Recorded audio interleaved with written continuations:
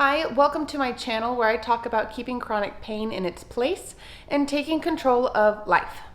Control is everything, am I right? Today I'm talking about pain cycles, and if you suffer from chronic pain, you probably know exactly what I'm talking about. It's what some people like to call a rut, but it manifests itself with physical pain, and a lot of it. And it can be like quicksand. Before you know it, you're super deep in it, and the longer you stay in it, the harder it is to get out. Now, after years of struggling with pain cycles and chronic pain, I finally found a way to make sure that my bad days don't turn into bad weeks or bad months.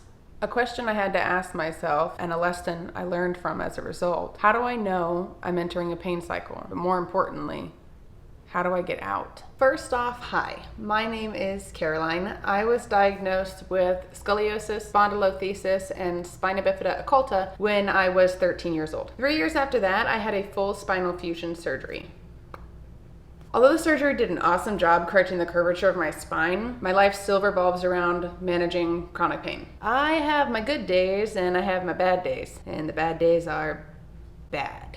With all of that being said, I think it's definitely super important that I tell you guys I am not a medical professional. I am just a person who suffers from chronic pain, and I am just sharing with you what I know. Not a doctor. Please don't sue me. All right, let's get into it. If you struggle with chronic pain or chronic fatigue, you might not be aware of this, but your subconscious is at work trying to protect you from pain or further discomfort. Because of this, you might find yourself disengaging from things that you would normally partake in. All right, because this is kind of an abstract idea, I'm gonna share an experience I just recently had. I have two dogs, Jebby and Louise. Louise woke me up the other morning around 5 a.m. Super weird, so I took them both outside, and then while I was out there, my boyfriend decided that he was hungry and he came downstairs to get a snack.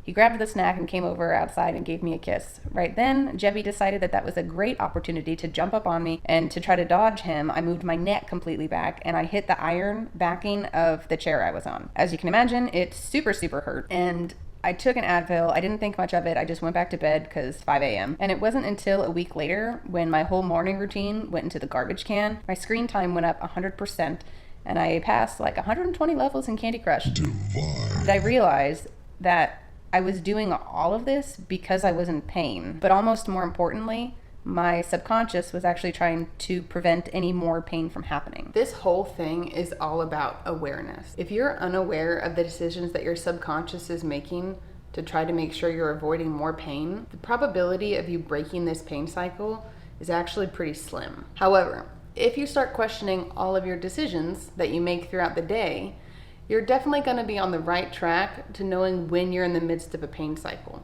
or when one's about to start.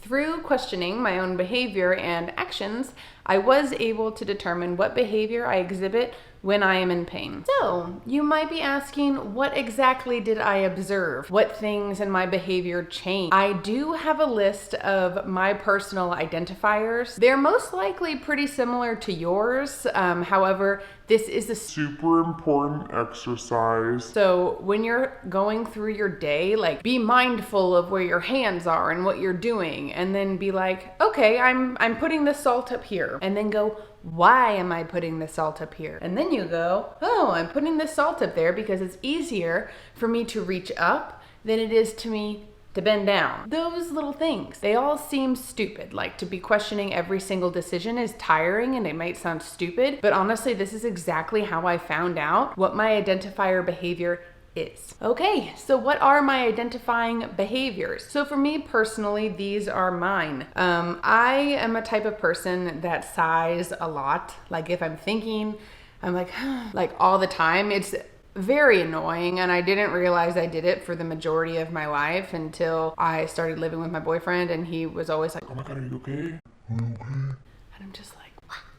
I sigh a lot more when I'm in pain. It's like I'll move from one position and be like, and then the other position I'm like, and it's just constant and it doesn't stop. I don't always know I'm doing this again, so I've now asked my boyfriend to tell me when I'm being super excessive. So another really huge one for me is my screen time. Thankfully, the iOS system does provide you a screen time report.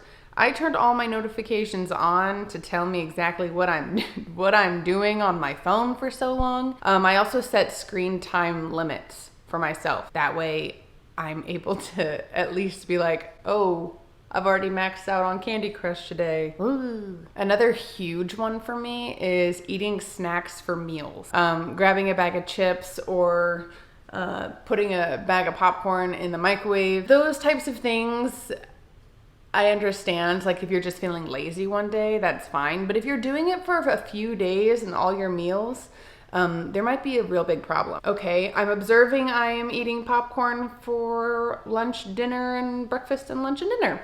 Why am I doing this? And I realized I am doing this because cooking is exhausting.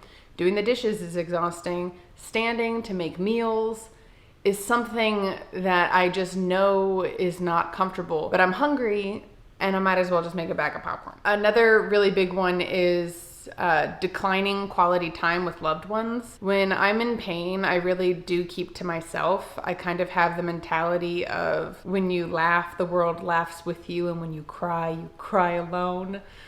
That has been drilled in my brain. So when I'm in pain and I don't feel good and I don't want anybody around me, I say no to everything and I isolate myself. So saying no to quality time and isolating myself are two huge identifiers for me. Another one is halting all of my self-care routines. Thankfully, I still brush my teeth, but any type of like skincare extraness that I have acquired that I really enjoy, when I'm in a pain cycle, I just completely stop. I stop it altogether because it's just extra and I want to get to bed and yep. Another huge one for me is not cleaning up after myself. I'm not necessarily like the world's cleanest person anyways. However, when I'm in a pain cycle or in the beginning of a pain cycle, there is something extra that happens to me where I am just a complete slob. Something has a wrapper, I will just like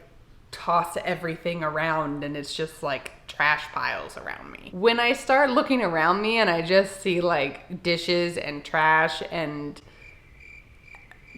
just a mess, I know something is not right with me. So from an outsider's perspective, if you just looked at all the behavior that I'm exhibiting, you would be like, oh, she's just in a rut.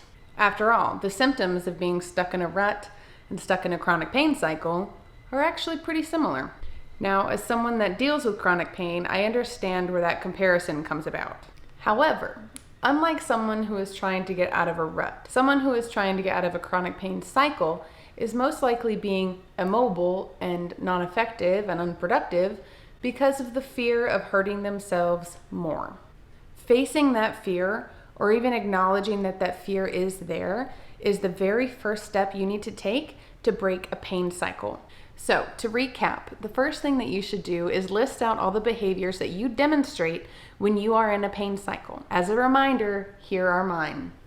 The second thing that you need to do is to tell yourself that you got this, that your subconscious doesn't need to be protecting you anymore because you know exactly what to do to get your life back on track and your pain in a more manageable position. Now you might be saying, Caroline, wasn't this the whole point of the video? Was you were going to teach me how to get my life back on track and make my pain more manageable? Don't worry, I got you. I'm about to take you step by step on exactly how I get myself out of a pain cycle. Now I'm gonna tell you in advance, this is not super glamorous and it's not a quick fix. And honestly, I bet you know most of this, but this is exactly how I do it. And this is exactly what works for me. So I'm literally gonna be sharing absolutely everything I do to manage my pain and to get out of a cycle. Please take inspiration from this. You don't have to do exactly what I'm doing. Honestly, I would be kind of surprised if exactly what I do works for you. But the most important thing is that you're showing up consistently, that you've made a promise to yourself that you're not going to quit, that you're okay with things being uncomfortable today for the promise and the hope of them being comfortable tomorrow. I'm gonna tell you right now, before we get into this, that the key to making this work is you being nice to yourself, you being your own cheerleader, your hype lady, your internal rah person. If you're constantly being negative to yourself, imagine a little person in your brain and they're going, you suck, you'll never get better, you really think that this is gonna work? Oh, you had popcorn for breakfast, you're the worst. Shut that little person up and replace it with, oh my God, you're amazing, you're doing so good. It's okay, girl, take 10 minutes to yourself. Just make sure you set a timer. Be nice to yourself or this is not gonna work. Okay, grab yourself a snack and I will see you in the next video. And don't forget to like this video and subscribe.